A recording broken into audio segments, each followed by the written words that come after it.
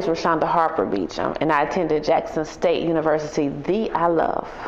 So I attended a predominantly white school and lived in a predominantly white town in a predominantly white county. And at our school, we never had an opportunity to participate in dance, or we had a band for a short period of time and did not get an opportunity to experience some of the things that I was seeing from other universities. Well, the school that I attended didn't even offer us a chance to attend or want to attend a HBCU. They would just pretty much ask us if we wanted to attend Hines or Ole Miss or Mississippi State. And I remember right before I became a senior, I started questioning, why don't we have Jackson State here? Or why isn't Alcorn here? Or, why isn't Grambling here? And I was a student body president in high school. And when I started questioning, then they were like, well, you can go there. Well, why aren't the recruiters here, at our school?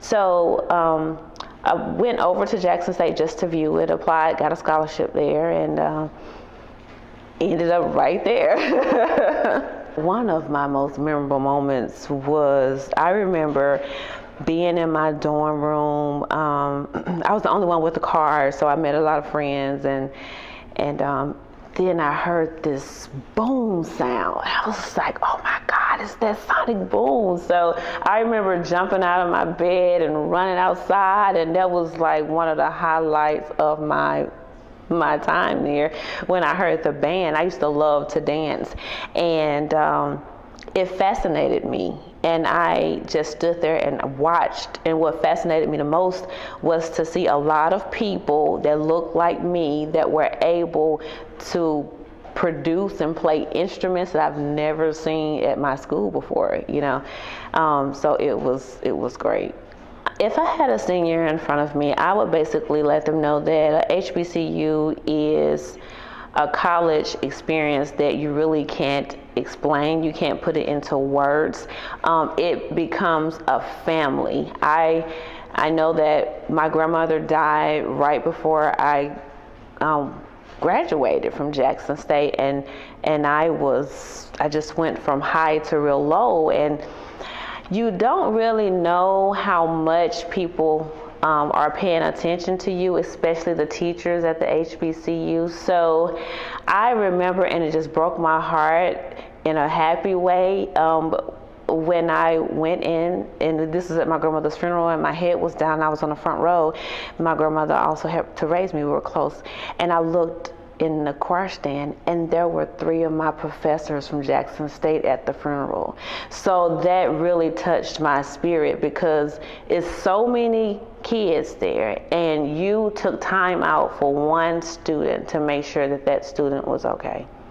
What surprised me the most is when you meet your friends there, they become your family for life. I would say that a HBCU university is home for me, and if you ever get the opportunity to just attend one, you will understand again, because it's something that you really can't just explain or put into words.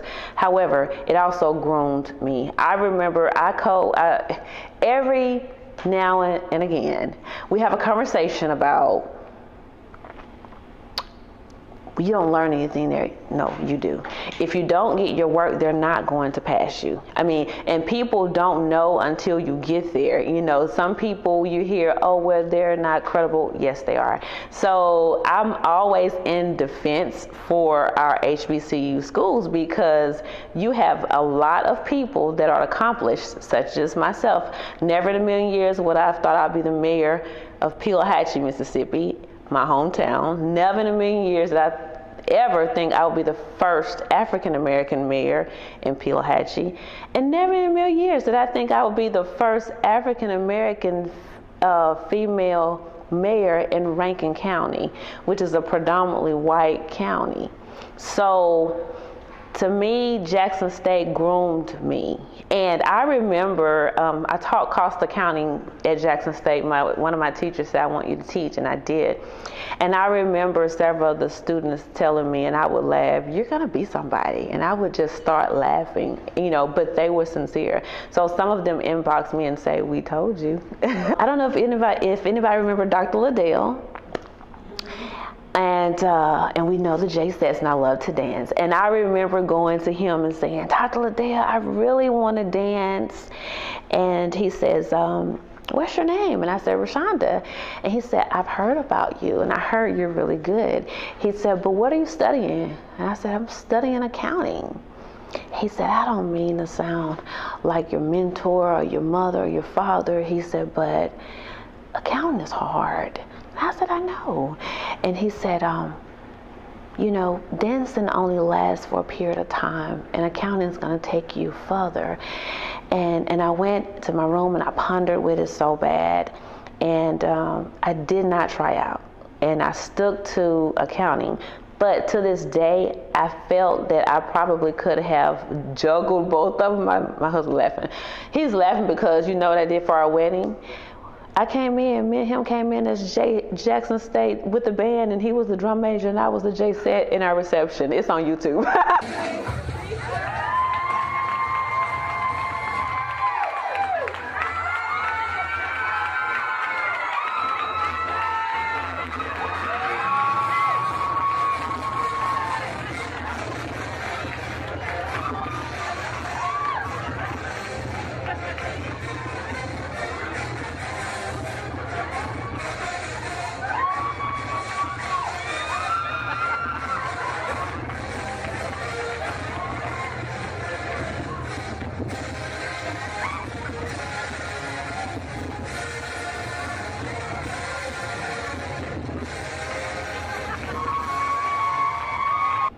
Where I'm from in Pelahatchie, I told you, is predominantly white, and we didn't have opportunity. And I remember begging my mom, can I go to Jackson School? Because I really want to dance. Mom's like, no, where you going to live? I'm going to live with my auntie on Medgar Evers. My auntie lives on Medgar Evers. She's like, have you lost your mind? You're not going over there.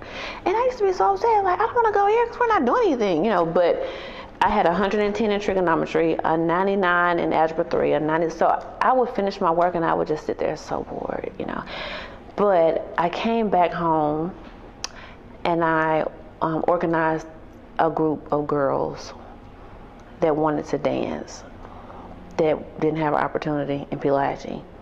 And I had about 25 girls. And we performed in several parades, when I had the time. Naturally, now with my schedule, I had to release, but it was good.